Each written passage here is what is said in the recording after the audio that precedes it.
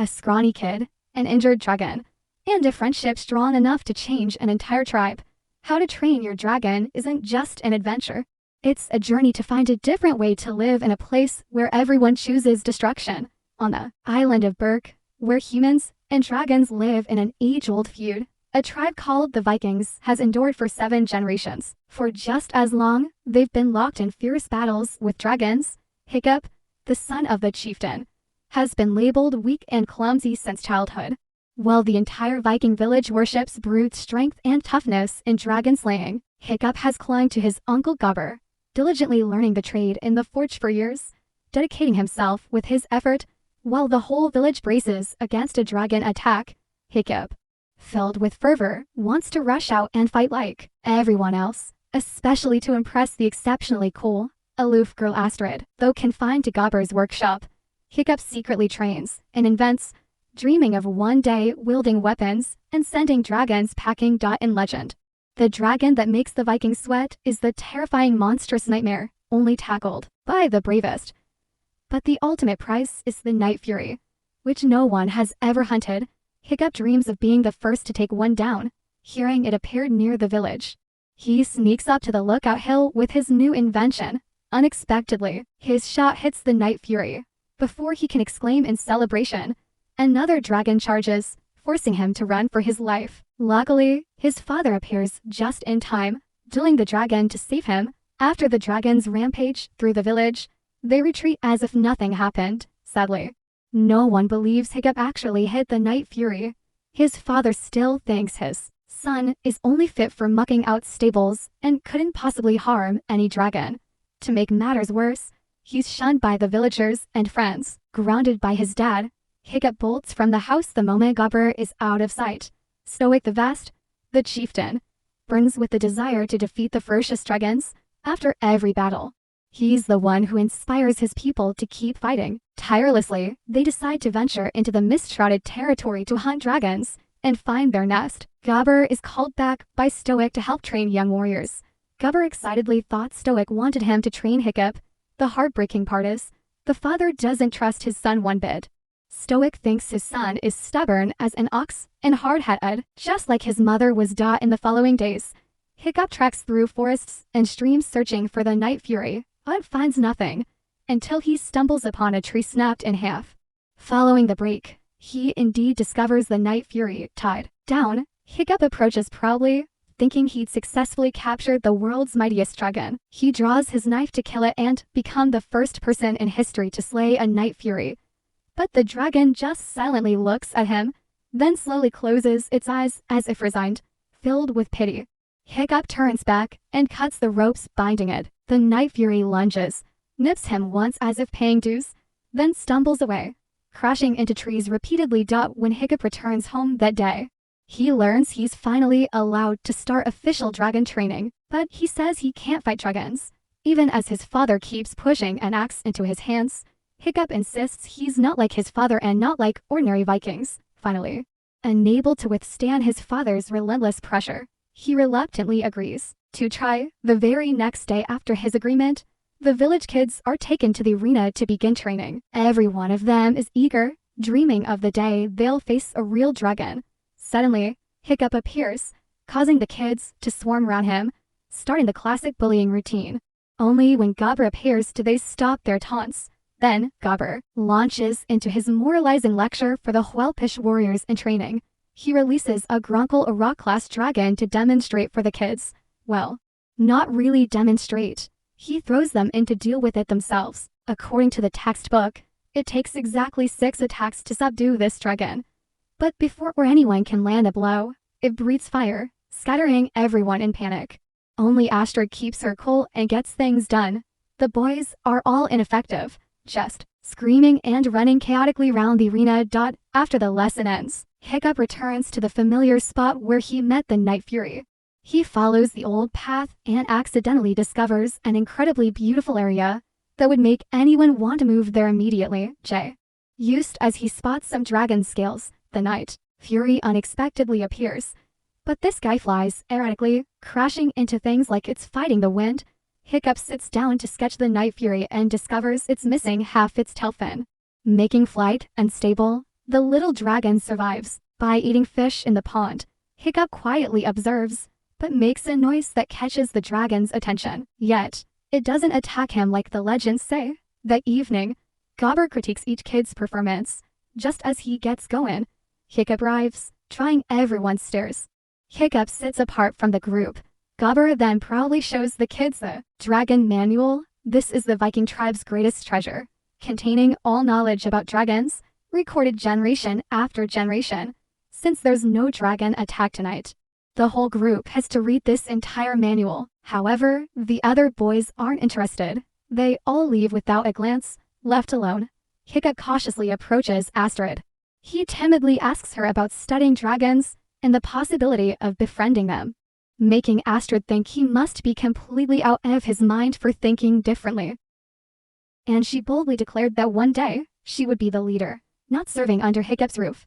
While the others left, Hiccup stayed behind, continuing to read the Dragon Manual. The information about every dragon was basically kill on sight, no questions asked. When he got to the page about the Night Fury, it was completely blank. All information, even size, was marked unknown, with a huge note saying, never engage this one. So, Hiccup took out his own sketch of the little Night Fury he'd drawn. The village army, led by Stoick, encountered dragons in the thick fog of the battlefield. They faced immense difficulties as the dragons attacked from every conceivable angle, leaving no room to dodge. Many were forced to jump into the water to escape the onslaught. During the second training session, Hiccup and the other kids were brought back to the arena to continue battling dragons. The group recreated the exact scene of being chased and scattered in panic. Just like the first time, Hiccup couldn't focus on the training, his mind preoccupied with the Night Fury. Gobber was getting a headache because Hiccup kept asking questions no one knew the answers to, things not even in the book. Like, has anyone ever survived getting close to a Night Fury to tell the tale? And once again, the boys hid like mice. One tried to rush out to help Astrid, but accomplished absolutely nothing. Hiccup was distracted and would have been hit if Astrid hadn't saved him. Only Astrid fought properly, looking like the true leader of the group. An important-looking woman observed the kids training from a high vantage point. Hiccup seized the chance to return to the Night Fury's spot to approach the little dragon again. He brought fresh fish, but the dragon still growled suspiciously. Understanding its hesitation, Hiccup proactively threw his knife away first, then offered the fish to the starving dragon. The Night Fury finally ate, making Hiccup ecstatic. It swallowed the fish whole in seconds. When it opened its mouth, Hiccup noticed it had a chipped tooth and felt sorry for it. After eating, the Night Fury lunged at Hiccup, startling him. But it turned out it just wanted to spit the fish head back at him as a refined thank you. It meant Hiccup had to eat the raw fish to prove his sincerity. So he closed his eyes and chewed the raw fish, nearly throwing up, through this pack sealed with fish.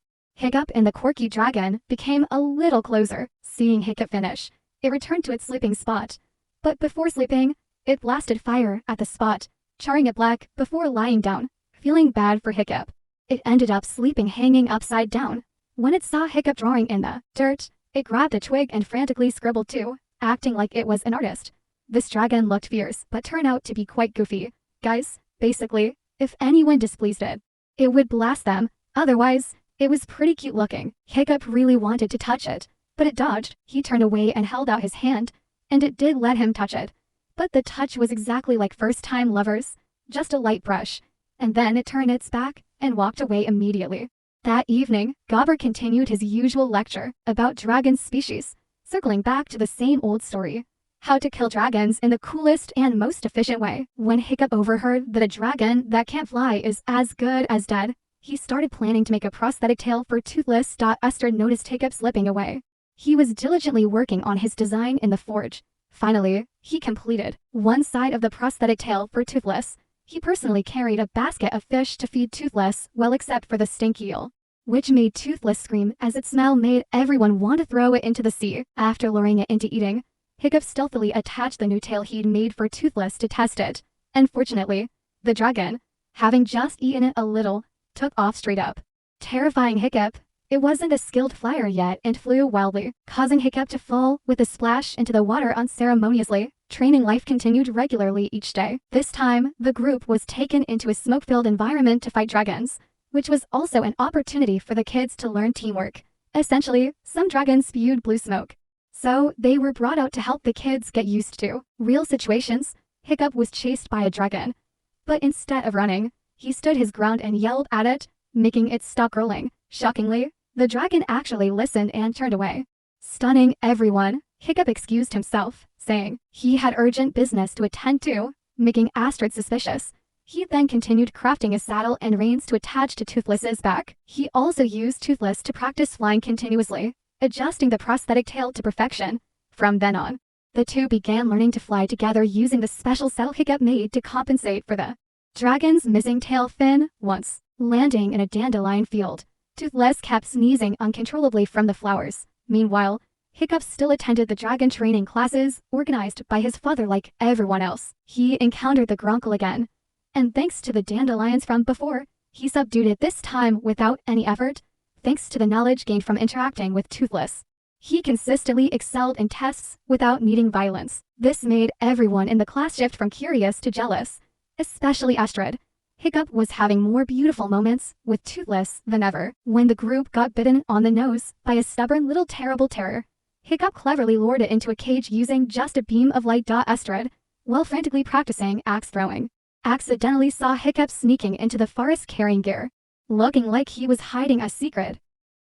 And then, the girl quietly followed to investigate and get to the bottom of it. Meanwhile, Hiccup tirelessly practiced flying with Toothless every day. The two became increasingly coordinated, flying as smoothly as superheroes in a movie. Thanks to Hiccup's special support, Toothless flew in countless unique, never-before-seen positions. Hiccup meticulously recorded all their different flying lessons. Stoick's group returned from their journey to find the dragon nest. Some were injured and had to be carried on stretchers. Gabber hinted that Hiccup had become really impressive lately, surprising Stoick that his son went out to train every day. During one flight practicing a new maneuver, Toothless flew smoothly at first. He successfully flew through a stone archway, then shot out of a canyon and rapidly ascended into the sky. Toothless got overexcited and did a barrel roll, causing the flight chart to fly away. Hiccup fell off Toothless's back, plummeting freely, like in an action movie. Luckily, Toothless was quick-witted and caught Hiccup just in time, saving him in the nick of death. Hiccup also managed to grab the chart back. They sped through the sky like lightning, too fast for Hiccup to consult the chart. Not only that, Toothless demonstrated exceptional skills by gliding through a narrow cliff face. That night, Hiccup was tinkering with his Toothless model. Hearing his father return, he jumped in fright. Stoick, somehow knowing something was up, confronted Hiccup. Playing mind games? Confess, son. I know everything. I'm the chief of this village. Nothing gets past me. Terrified, Hiccup started apologizing and stammering that he was going to tell but was afraid. Suddenly, Stoick laughed heartily. Hiccup breathed a sigh of relief. His secret with Toothless wasn't out. Stoick was actually bursting with pride over his son's achievements. Hearing his son had top scores would make any parent's heart bloom. He hoped his son would become the #1 warrior. Just like him, he personally gifted Hiccup a magnificent horn helmet for protection in upcoming battles, made from his mother's breastplate. A meaningful helmet symbolizing his mother, always being beside him. At the fateful final exam, with parents watching from the stands, Astrid wanted to become the #1 warrior more than ever. So Hiccup said, "Go ahead, it's all yours." Hiccup then put on his helmet amidst his father's cheers. Astrid targeted a dragon and charged to kill it, hoping to become her parents' pride. But the dragon ended up lying down before Hiccup, making her furious she'd been outdone. As a result, Hiccup became the #1 warrior, leaving Astrid bitter and wanting to sink into the ground. Chief Stoick beamed, "Oh, my boy." Astrid secretly followed and discovered Hiccup's secret with Toothless. When she saw Toothless, she tried to grab an axe to kill him. Then she ran terrified into the forest. Hiccup and Toothless later cornered her on a cliff edge. She refused to listen to Hiccup's explanations until she was forced into a corner, giving Hiccup a chance to demonstrate. Only then did Astrid climb onto Toothless's back. Initially, Toothless, angry at Astrid, flew erratically. When Astrid listened to Hiccup, calmed her own hostility, soothed Toothless, and apologized, Toothless finally flew smoothly over the high mountains. When Astrid was flown around the vast sky by Toothless himself, witnessing the unexpected friendliness of dragons firsthand, her feelings shifted from jealousy to admiration. But she still didn't know how Hiccup would change everyone's minds. especially since his own mother had been killed by a dragon. Suddenly, Toothless sensed something and changed direction. Flying lower, they encountered many dragons. Toothless kept flying as more dragons appeared. The two then discovered the giant dragon nest Stoick had spent his life searching for. The dragons here were ruled by a massive dragon called the Red Death, forcing them to raid everywhere and bring back food to feed it. Weaker dragons were even eaten by it. Toothless brought Hiccup and Astrid back safely. Astrid wanted to tell the chief immediately, but Hiccup feared people would kill Toothless if they knew. At first, she didn't understand why Hiccup felt that way, but she agreed to wait until the next day. She even surprised Hiccup with a kiss, making Toothless nearby so jealous he wrinkled his face.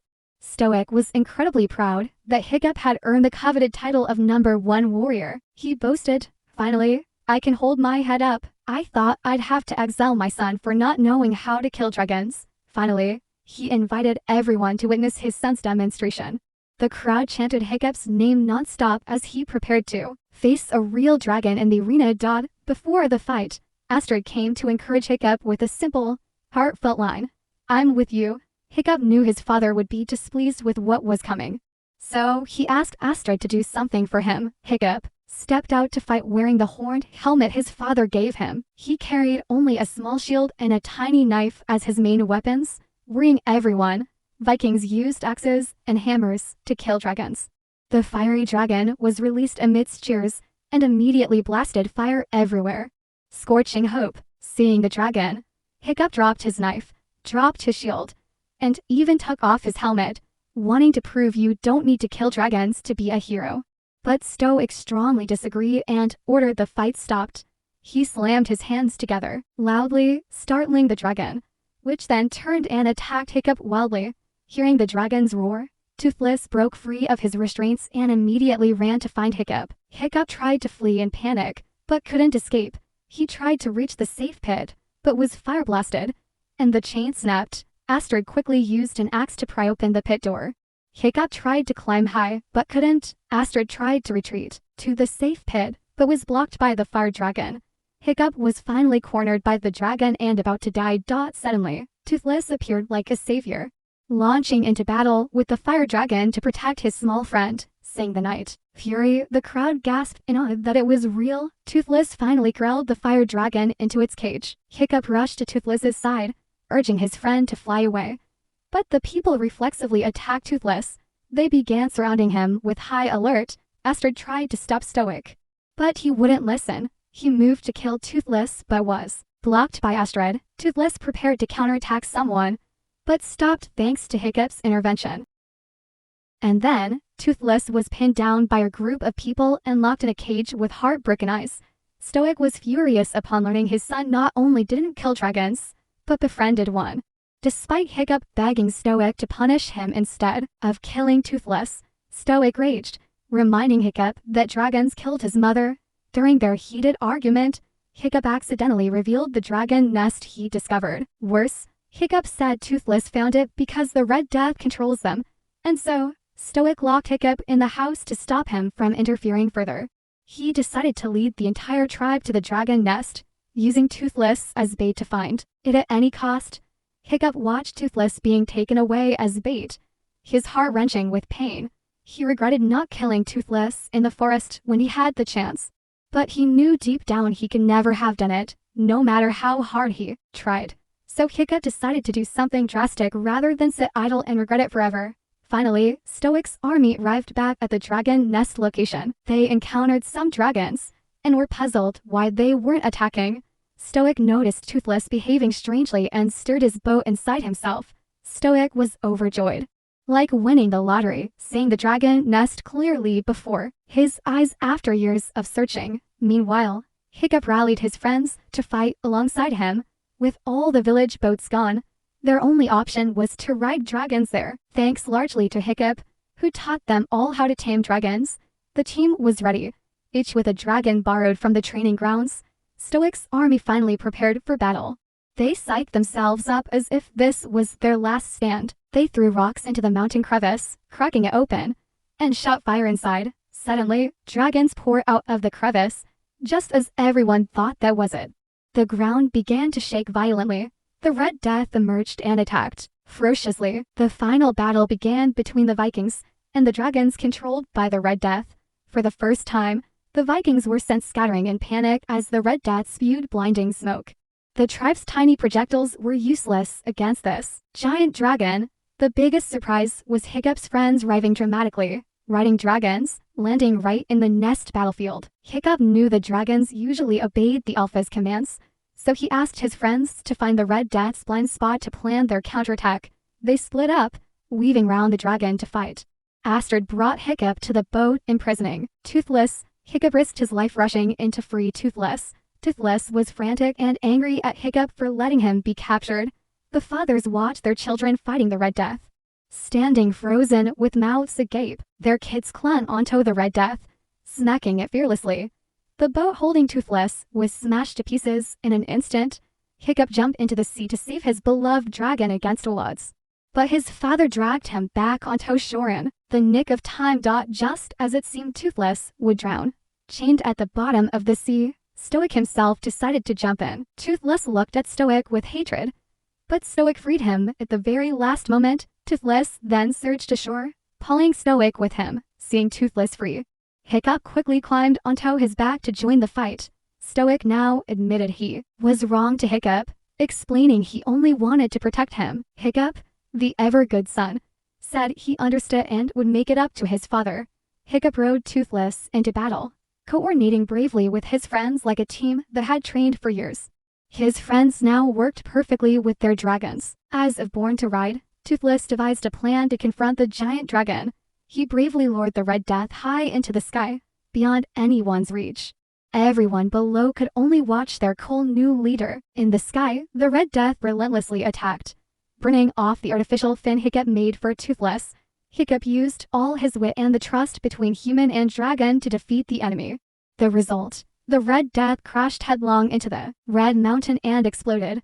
Unfortunately, Hiccup was thrown from Toothless's back in that moment. Toothless tried desperately to turn back and save Hiccup, but lost sight of his friend. When Stoick saw Toothless return alone, his heart broke utterly. The whole village stood silent, believing Hiccup was gone forever. But Toothless looked at them restlessly. Then Toothless and Hiccup tumbled to the ground. It turned out Toothless had shielded Hiccup with his own body during the massive explosion. Though victorious, Hiccup was badly injured and lost his leg. When he woke up, his first fear was that his father would yell because Toothless dared to be in the house. Toothless gently guided Hiccup step by step with his first ever prosthetic leg. The film ends with Hiccup waking up with a prosthetic leg.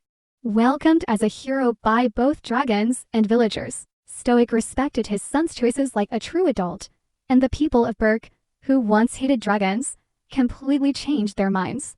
Dragons were no longer enemies, but became their close companions. On top of that, Astrid gave Hiccup a clearly affectionate kiss. Gubber specially made Toothless a new, super slick artificial tail fin, like an upgraded warrior version. Not strength or weapons, but understanding and trust truly ended the hatred between humans and dragons.